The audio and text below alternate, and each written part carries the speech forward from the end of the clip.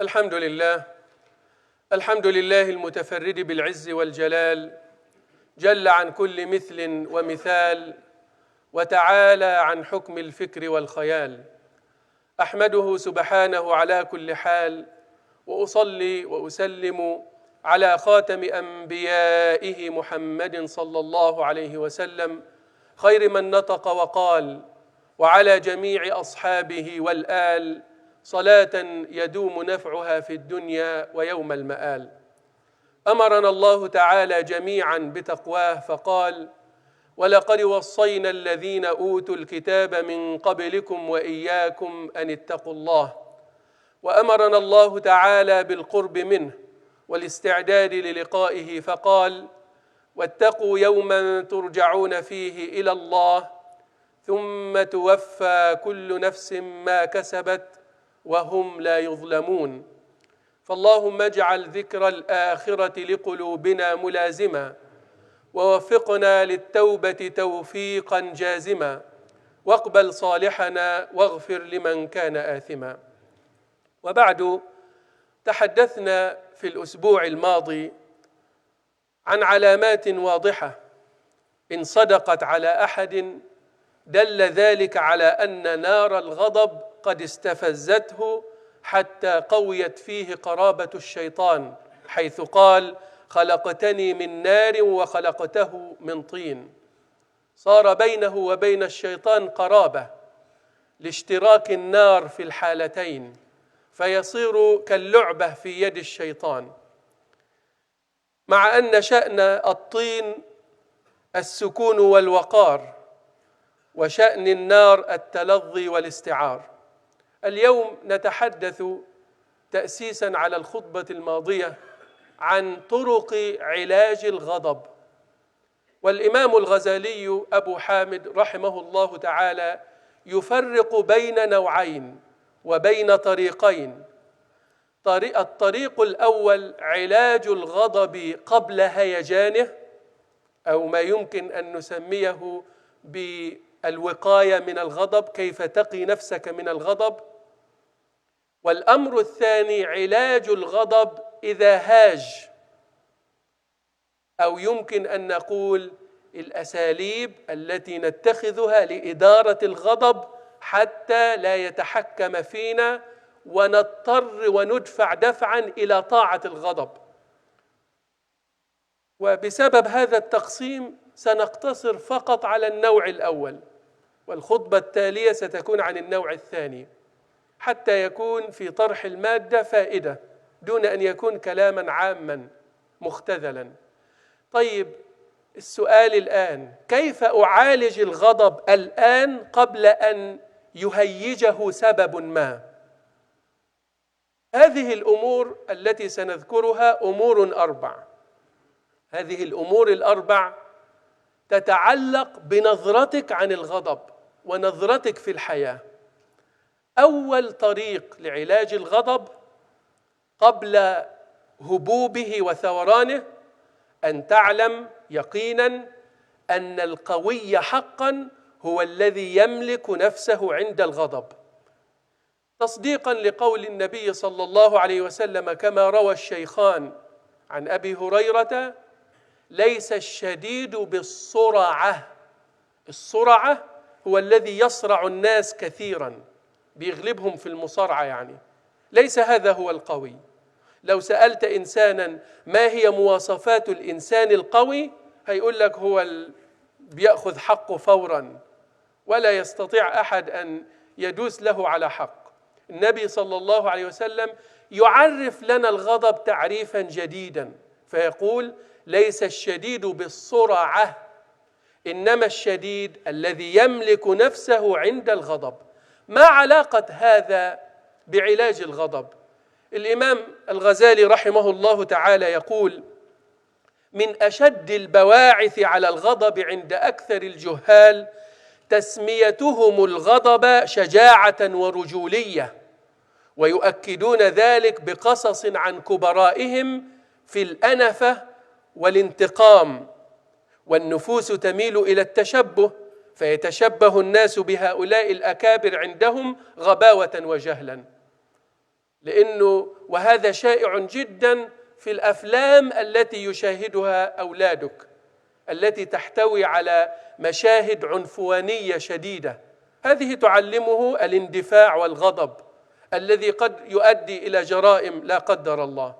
يقول الإمام الغزالي: وتسمية الغضب عزة نفس وشجاعة جهل، بل يعني الغضب مرض قلب ونقصان عقل، ولذلك تجد الصبي أسرع غضبا من الرجل الكبير، وتجد المريض أسرع غضبا من الصحيح، وتجد ذا الخلق السيء أسرع غضبا من صاحب الفضائل. أسهل شيء في الدنيا أن تكون قليل الأدب، مش محتاج، لا تحتاج إلى مجهود، افعل ما شئت، لست ملتزما بشيء، لست ملتزما بفعل ولا تفعل. قلة الأدب ليست صعبة، لكن الصعب والذي يحتاج إلى مجاهدة نفس أن تكون محترما مطيعا لربك، تبتغي رضوان الله تعالى. هذه هي القوة الحقيقية. لكن شرب المخدرات والمشي وراء الشهوات المحرمة وضرب الناس وهتك أعراض الناس ده للضعفاء الذين فشلوا في قيادة أنفسهم. هؤلاء فشلوا في قيادة أنفسهم، يبقى هو ده الضعيف. طب الحل إيه يا عم الشيخ؟ يقول الإمام الغزالي: وهنا ينبغي أن تتلى على الناس حكايات أهل الحلم والعفو وما استحسن منهم من كظم الغيظ، وهذا منقول عن الأنبياء والأولياء والحكماء والعلماء والفضلاء. اسمع قصص الصالحين، مش قصص المتهورين وتتخذهم لك مثلا.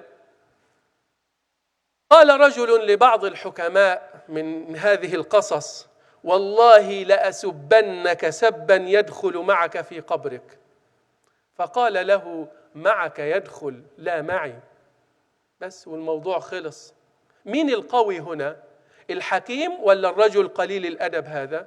هو قليل الأدب هذا يظن في نفسه الفتوة، لكن الحكيم يراه ناقص العقل، لأن الغضب كما قالوا الغضب غول العقل، كأنه الخمرة بتاع العقل. لما يكون في إنسان اشتاط غضبا لا تحدثه على أنه إنسان عاقل، ليس عاقلا، عقله خلاص لا يقوده عقله، لكن يقوده هواه ونفسه الأمارة بالسوء ونزغات الشيطان. إذا واجهته بنفس درجة الغضب يبقى صرت مثله، يبقى بقوا الاثنين ناقصي العقل. ولذلك يقول: معك يدخل لا معي. وقال رجل لعمر بن عبد العزيز، وهو من الأمثلة الكبرى في تاريخ المسلمين في العدل، قال له: أشهد أنك من الفاسقين. لو أنت في مكان عمر هتقول إيه؟ قال له عمر: ليس تقبل شهادتك. بس الموضوع خلص. لو شهادتك مقبولة كنت استدركت الموضوع، لكن أنت شهادتك غير، هتعمل عقلك بعقله كما يقول العوام. فده أول علاج. العلاج الأول أن تعلم أن امتلاكك لنفسك هو القوة الحقيقية. Last week we talked about the cost of anger, and we talked about some indicators that would really show that if they apply to you, they would show that you have an anger management problem and you need to seek help immediately. And today we'll be talking about how to deal with anger. Imam al-Ghazali rahimahullah ta'ala in his book Ihya Ulum al-Din differentiated between two types of dealing with your anger, two stages of anger basically. The first one, how to deal with anger before it rises, and the second, how to deal with anger after it rises. In other words, he's offering some prevention strategies and some management strategies. So today we'll limit our discussion to the first type of anger, how to deal with your anger before it rises, before it boils up. And I'll share with you 5 things based on Imam al-Ghazali's presentation in his Ihya. He said the first thing is to be certain that a strong person is the one who controls his anger. And this is in line with what the Prophet ﷺ said. He said, a strong person is not the one who defeats people in wrestling. A strong person is the one who controls himself when he becomes angry or when she becomes angry. This is a new prophetic definition of what strength is. Strength is about disciplining the nafs. If you're able to discipline the nafs and you're leading your nafs and not your nafs leading you, then you're a strong person. Ask anyone who's addicted to drugs or pursuing haram desires. They are weak. Why? Because their desires is leading them. Reason is not leading their desires. The desires are leading their reason. And this is a crisis. So the Prophet ﷺ is telling us here that you need to get the right understanding of what anger is about. Anger is a sign of weakness. And Imam al-Ghazali, the reason he mentioned this as one of the remedies of anger, when it comes to prevention strategies, is that he said one of the common causes of anger is that ignorant people call it manlyhood and strength and power. They associate it with these attributes. And they tell stories about those violent people and how they impose their opinion and their views violently, and they take them as examples. He said, but the truth is, anger is maradun fil qalb. Anger is one of the diseases of the heart, of your spiritual heart. Wa nuqsanun fil aql. Your reasoning is deficient, he's saying. Why? He said, because we notice that a little child is quicker to get angry than an adult. A sick person is quicker to get angry than a healthy person. An immoral person is quicker to get angry than a man of moral integrity. And he said, in order to make sure that our generation are calm and forgiving and do not tend to get angry in the violent way we described last khutbah, he said, you have to tell them stories about great people and how they control their anger, because they want to take these as their models. Whatever is reported about the prophets, the saints, the righteous, the sages, the noble people, is what people should hear about. One of the wise people was once being abused, and someone said to him, I will keep abusing you so much that my words would accompany you in your grave. I don't know if this makes sense in English, but this is how it sounds in Arabic. He said, my insults will accompany you in your grave. He said, very simply, it will accompany you, not me. You're the one who will be judged about them, not me. And it is that simple. Why? Because when you have an angry person, do not deal with him as if he's a normal person. He is not, or she is not. The Arabs say anger is the intoxication of the mind. You do not reason when you get angry.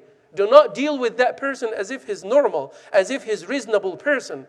That is a sick person who needs help. Who needs help. Of course, if this is your partner, you're not supposed to be a social worker at home. There has to be counseling and real solution for this. But this is as a general principle. The second, ثاني شيء في الوقاية من الغضب، وهذا شيء في غاية الأهمية. يقول الإمام الغزالي أن يكون القلب مشغولا بضروري أهم من متع الدنيا. وده كلام مبني على تفصيل طويل حاولت أن أختصره هنا. يقول الناس بتغضب ليش؟ إذا هددت في مأكلها ومشربها ومنكحها وملبسها الضروريات. إذا هددت الناس في الضروريات أو اعتدى أحد على أحد في الضروريات يغضب لذلك، أو يغضب أيضا لأمور ضرورية لكنها شهوات، وتكون في الغالب شهوات فاسدة زي الجاه وحب السلطان وحب الرياسة والتصدر في المجالس والمباهاة بالعلم، إذا غلب على الإنسان حب التصدر وحب الرياسة ويريد أن يكون وحده لا شريك له، هذا يغضب إذا زاحمه أحد، حتى إن كان هذا الأحد أفضل منه وأنفع للناس منه يغضب لذلك. طب علاج هذا الغضب إيش؟ يقول الإمام الغزالي لازم يكون لك أولا هدف كبير مسيطر على حياتك، لأن كلما عظم هذا الهدف رأيت هذه الأمور التي تغضبك توافه لا معنى لها. ولذلك خليني أعطي أمثلة على هذا. رجل سب الشعبي فقال له الشعبي: إن كنت صادقا فغفر الله لي، وإن كنت كاذبا فغفر الله لك. ده مش إنسان لا يغضب ولا يغتاظ، لكنه مشغول بهم آخر وهدف أكبر من هذه التفاهات. وشتم رجل سلمان فقال: إن خفت موازيني فأنا شر مما تقول، وإن ثقلت موازيني لم يضرني ما تقول. كما ذكرت، تحس إن هو بيتعامل مع واحد مريض وإن هو عنده هدف عظيم يغلب عليه ويسيطر على تفكيره، وهمه مصروف إلى الآخرة. هو ده العلاج الأساسي. ممكن تروح 100 وركشوب بس لن تسمع هذا الكلام. ليه؟ لأن في اتجاهات مادية أخرى. لكن إنسان معلق قلبه بالله وواحد بيسبه هيقول لك ده شوية صغار جهلة مجنون، وهو مشغول بشيء آخر. سيحزن له معادلات مختلفة تماما. ولذلك سب رجل أبا بكر رضي الله عنه فقال: ما ستر الله عنك أكثر، وسابه ومشى. فهؤلاء جميعا همهم مصروف إلى الآخرة، لم يغضبوا لاشتغال قلوبهم بمهمات دينهم والنظر في تقصير أنفسهم. طيب إنسان يغضب بسبب إنسان هدده في شهوات الجاه وعاوز يبقى كبير وكبير، فالإمام الغزالي بيقول في قاعدة هنا: كلما كانت الشهوات أكثر كان صاحبها أحط رتبة، لأن الحاجة صفة نقص، فكلما كثرت الحاجات كثر النقص. The second way of preventing anger, and this is again related to perception, it's important to think about how you think, because how you think determines how you behave. This is not irrelevant. Some people maybe were waiting today to talk about what you should do when anger actually rises. But before that, you need to understand how you think about anger, because what you think determines how you behave. The second way is that your heart, you should have a consuming passion for a bigger goal in life, for an ultimate goal in life. If you have a consuming, burning passion for an ultimate goal in life, you will see all of these insults as trivial things, and the people who do it as people who deserve your compassion. What is your ultimate goal? Ultimate goal means it has to be beyond the dunya. It has to be beyond this life. Because whatever you do in life, there is something bigger and bigger and bigger and bigger. Your ultimate goal is with Allah. وَأَنَّ إِلَى رَبِّكَ الْمُنْتَهَى. ليس هناك بعد الله شيء، ولا بعد دخول الجنة شيء، ولا بعد رضا الله شيء. فالإنسان إذا كان عنده هذا الهم المسيطر، احنا اتكلمنا بالعربي تاني. So you should have that burning passion for an ultimate goal. Why is Imam al-Ghazali saying that? He said because sometimes we could legitimately get angry when we're being attacked in things related to our homes, our food, our safety, our basic essential needs. When you're threatened in these needs, you get angry. And sometimes in things that are not essential but are desires, like prestige, like the desire to be always presented as the number one in everything, the only one. leadership sometimes is one of the things that creates a lot of hatred and a lot of desires if not managed well. If not managed well. And usually it's not managed well. But anyway, Imam al-Ghazali is saying, if you have an ultimate goal and you have a burning passion for this, then all of these causes of anger will become smaller. It doesn't mean that you do not get annoyed, but it means you can still control it. And he gave examples of many of the Salihin and how they reacted to angry situation. Imam al-Sha'bi, one day, a person abused him verbally. And then Imam al-Sha'bi said, if what you said is true, may Allah forgive me. And if what you said is wrong, may Allah forgive you. Yes, it's that simple. How could you reach that level? It's not impossible. You reach that level if you have an ultimate goal and a burning passion for it. You will have compassion for those people who are disrespectful. Because you see their minds, يعني بيقولوا إيه, birds' minds. Birds, literally birds' minds. أقول قولي هذا وأستغفر الله لي ولكم فاستغفروه.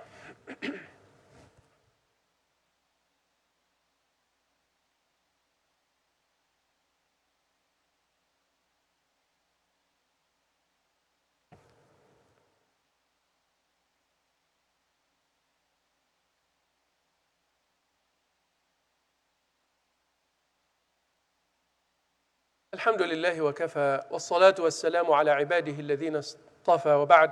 We're running out of time, so quickly. Number 3, الأمر الثالث أن تميت الكبر بالتواضع والعجب بمعرفتك بنفسك.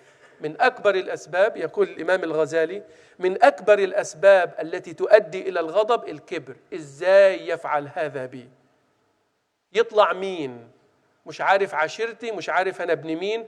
الكبر هذا من أكثر الأسباب والبواعث على الغضب، وكذلك العجب بالنفس. ويكفي أن تعلم، لأن الموضوع هذا كبير، يكفي أن تعلم أن كل بني آدم ينتمون إلى أب واحد وأم واحدة، فلماذا تتكبر على أبناء جنسك؟ ويكفي أن تعلم أنك خرجت من مجرى البول مرتين، بتتكبر على إيش؟ فالإنسان إذا عرف نفسه لن يصاب بهذا الكبر أو العجب، لأن الكبر والعجب أيضا مرض يحتاج إلى علاج وكوارث. الناس بتهتم بالأمراض البدنية وتعمل عليها مصائب إذا حلت بهم، وينسون أن الغضب والحقد والكبر والعجب أمراض أخطر ملايين المرات. ولذلك الإمام الغزالي مذهبه إن تعلم هذه الأمور واجب.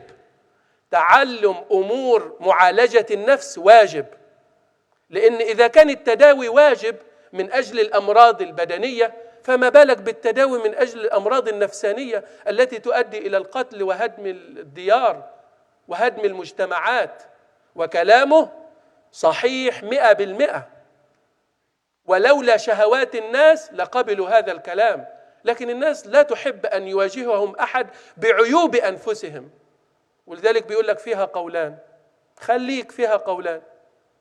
ولذلك ربنا قال إلا من أتى الله بقلب سليم.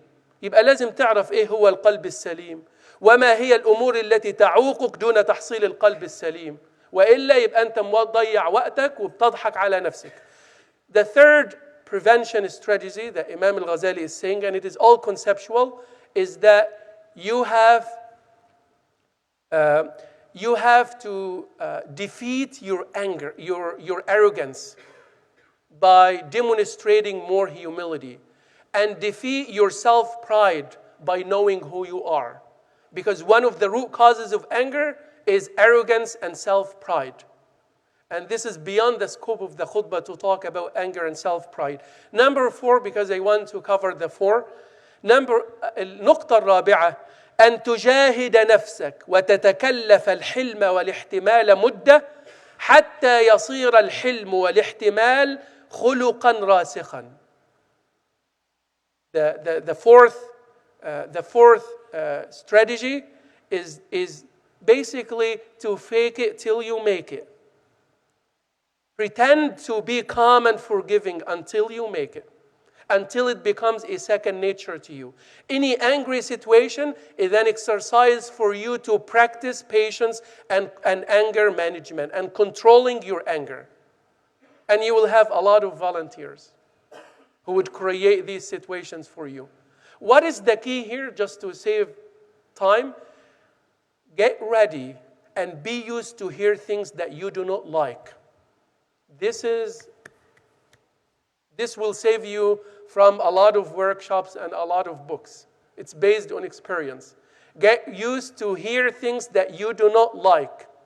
You're listening to things that you do not like, not because you approve it, but because you're respectful. You do not interrupt a person. And the role model for this is the Prophet sallallahu alaihi wasallam. A man by the name of Utbah ibn Rabi'ah was talking to the mushrikeen and said, can I go to Muhammad sallallahu alaihi wasallam and dissuade him from teaching Islam? He said, go ahead, try it. He went to the Prophet sallallahu alaihi wasallam and made kind of very strong case to stop the Prophet sallallahu alaihi wasallam. But it has a lot of reasons for anyone to get angry. In the beginning, he started very nice and he said, يا ابن أخي إنك منا حيث قد علمت من الشرف في العشيرة والمكان في النسب. You know that you belong to a very noble family. وإنك قد أتيت قومك بأمر عظيم فرقت به جماعتهم وسفهت به أحلامهم وعبت به من مضى من آبائهم. But you brought something new that brought disunity in our community, and you're making fun of our own reasoning and minds, and also you're blaming our forefathers for what they used to do, the bad things they used to do, and their idol worship. فاسمع مني, so listen to me. If you want money, we'll collect you money until we make you the wealthiest. If you want prestige, we'll make you our leader and will not make any decision until we come to you for consultation. And if you want to get married, we'll bring you the most beautiful lady that you will choose from Quraysh, and she will be your wife. And if what you're experiencing is our dreams that you cannot get rid of, we'll bring you the best physician. All of these are just discrediting the Prophet sallallahu alaihi wasallam. I would imagine if a Muslim is hearing this about the Prophet sallallahu alaihi wasallam, how many embassies will be burned down? The Prophet sallallahu alaihi wasallam is hearing all of these insults. It's like you're working for the dunya. You want money, we'll get you money.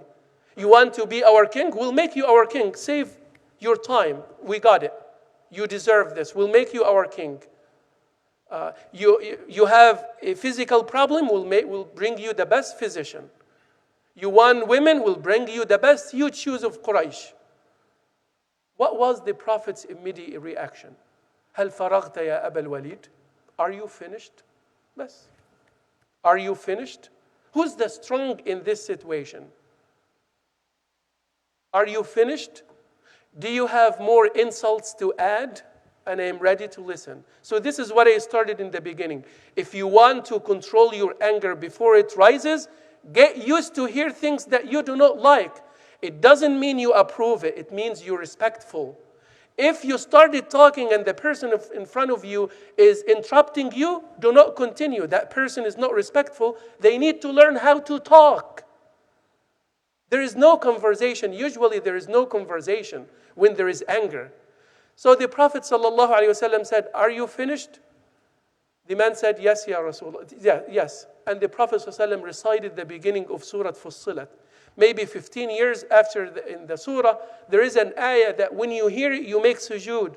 So the Prophet ﷺ made sujood, and this man, being impressed and stunned by the character of the Prophet ﷺ and the power of the Quran, made sujood with him. He's not a Muslim. When he turned back, people said, he looks different than he was with us. Muhammad did magic on him, maybe. Sallallahu alayhi wasallam. So what do we learn from this? Again, pretend that you're practice calmness and forgiveness until it becomes a second nature to you. Get used to hear things that you do not like. وcontrol yourself وبعدين get your time to talk. نسأل الله تعالى أن يهدينا جميعا سواء السبيل. اللهم آمين. اللهم لا تدع لنا ذنبا إلا غفرته ولا هما إلا فرجته ولا دينا إلا قضيته ولا مريضا إلا شفيته ولا ميتا إلا رحمته ولا غائبا عن أهله إلا إلى أهله سالما غانما رددته ولا حاجة من حوائج الدنيا هي لك رضا ولنا فيها صلاح إلا قضيتها ويسرتها برحمتك يا أرحم الراحمين. اللهم صل وسلم وزد وبارك على نبينا محمد كلما ذكره الذاكرون وغفل عن ذكره الغافلون. اللهم أحينا على سنته وأمتنا على ملته واحشرنا في زمرته وآخر دعوانا أن الحمد لله رب العالمين وأقم الصلاة.